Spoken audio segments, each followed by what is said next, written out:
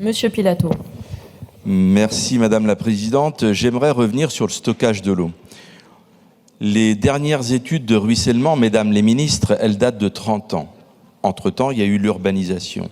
Donc, ce qui est proposé par la France insoumise, c'est pas de stockage, c'est le ralentissement, donc un vrai aménagement du territoire. 2, on regarde comment refaire les zones humides, comment les recréer.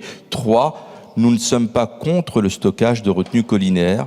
Nous sommes opposés totalement au stockage avec les retenues de substitution qui pompent dans les nappes phréatiques une eau qui est déjà filtrée. Donc, pour mettre au clair tout le monde. Pour revenir sur ce que disaient M. Brard et M. Martineau. Donc, l'article 5, tel qu'il est rédigé, si vous êtes honnête, il n'y a qu'à le lire, vous acceptez de pomper dans les nappes phréatiques de surface ou de profondeur. C'est pas ce que vous racontez. Les collègues du Rassemblement national, lisez l'article, lisez-le.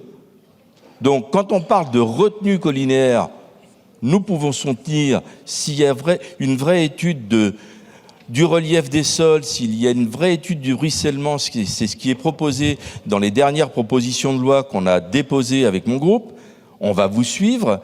Mais si vous venez la bouche en cœur nous dire il faut pomper dans les nappes parce qu'il faut irriguer et par exemple produire du maïs, on va vous dire non.